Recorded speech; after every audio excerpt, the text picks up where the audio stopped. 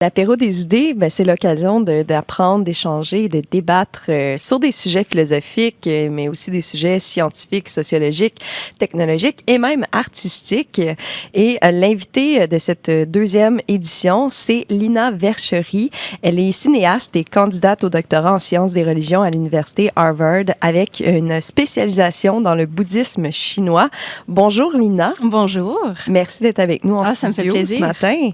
Alors, lors de cet apéro des idées, donc vous êtes l'invité, qu'est-ce que vous allez présenter exactement?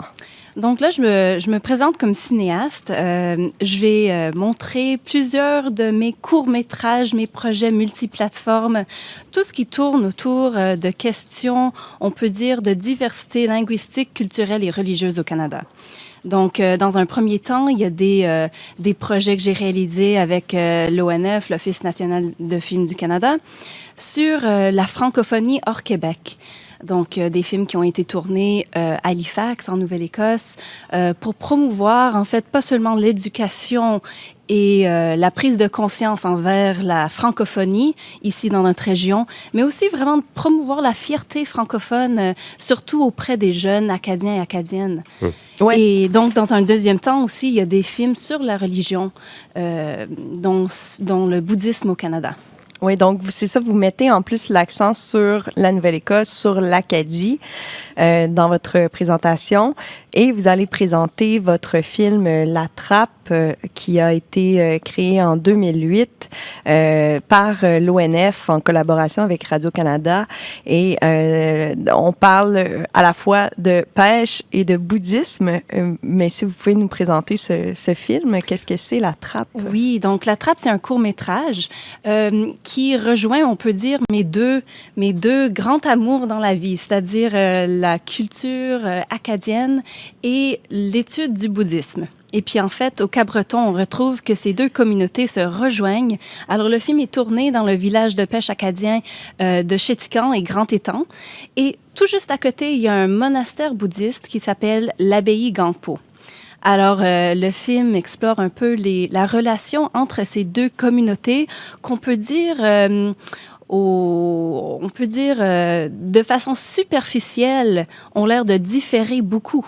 Mais en fait... On l'air aux antipodes, ouais. Oui, mais en fait, il y a des relations très, très intéressantes qui se développent au cours du film.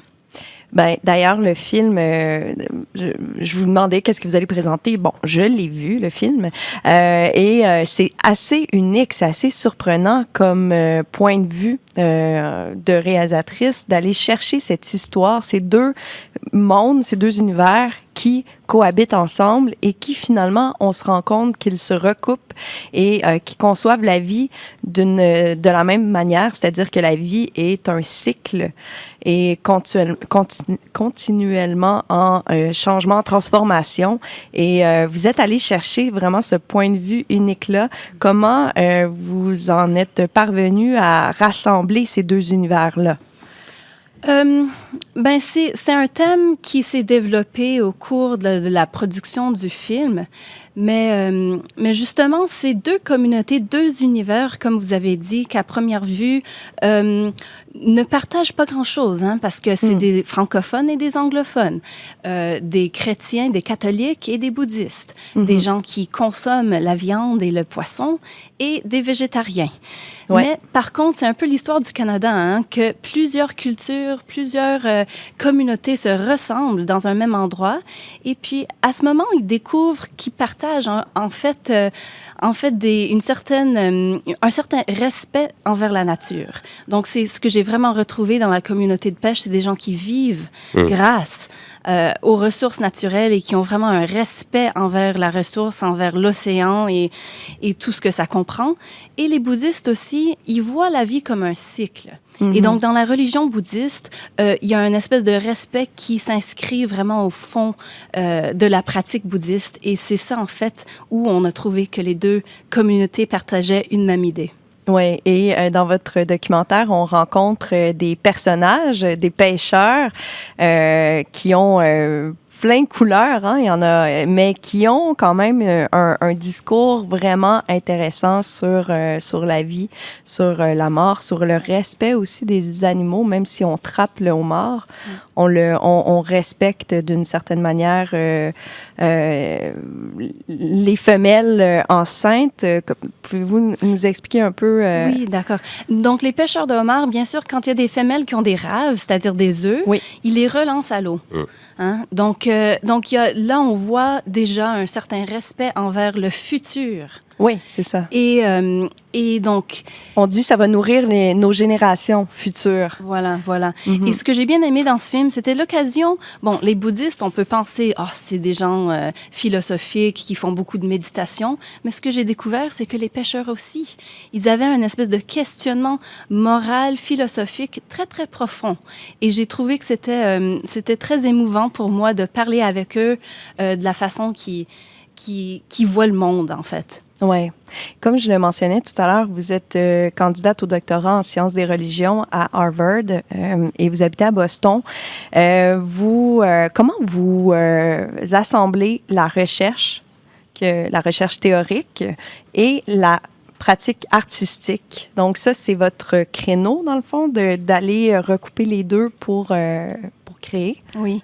Donc, pour moi, c'est très, très important, en fait, de faire des films, d'aller chercher le côté artistique. Pour moi, ça enrichit ma recherche théorique d'une façon très, très, très importante. C'est-à-dire que la religion, pour moi, c'est pas juste quelque chose d'abstrait ou de théorique qu'on peut découvrir en lisant un texte. En fait, la religion, c'est un phénomène vécu dans le monde, dynamique, qui change. Et d'aller faire des films, ça permet d'intégrer ce monde du phénomène religieux vivant. Et donc, de faire des recherches théoriques et des films en même temps, ça permet d'approcher le thème de plusieurs points de vue. Et pour moi, c'est très, très important. Oui, d'être sur le terrain finalement, de ne pas rester dans la théorie. Et vous avez une démarche anthropologique d'une certaine manière. Oui, donc dans mes recherches théoriques, même j'intègre des méthodes tirées de l'anthropologie, c'est-à-dire de faire des enquêtes de terrain, d'aller vivre avec des bouddhistes et même en Chine, à Taïwan, à Hong Kong. J'ai fait le tour du monde vraiment pour essayer d'aller découvrir comment vivent les gens. Qu'est-ce qui vous attire chez les Dans bouddhistes? le bouddhisme? Eh bien, tout est attirant, hein? C'est que c'est fascinant. Pour moi, c'est l'occasion d'aller découvrir un mode de vie qui est très, très, très différent de ce que je connais. Mais en fait, c'est fascinant d'aller voir qu'en fait, il y a beaucoup de façons de vivre. Il y a beaucoup de façons de voir le monde. Et finalement, aller à la découverte de cette diversité globale, je crois, nous permet d'enrichir notre façon de voir le monde. C'est un voyage en même temps que vous faites à l'intérieur. Ah aussi. oui, tout à fait. Ouais. Oui. Et je précise que vous venez d'ici, hein, vous êtes d'Halifax. Oui. Vous êtes française acadienne, pour la précision. Donc, Lina Verchery, donc vous allez être à l'apéro des idées de l'Alliance française d'Halifax. C'est mercredi, 19h. Alors, allez faire votre tour. Un gros merci d'avoir été avec nous. Allez-y. 17h30. 17h30, oui. Pardon, 17h30. Et voilà. C'est gratuit. C'est gratuit. Ah, voilà. Merci beaucoup. Merci à vous. Bonne présentation. Merci.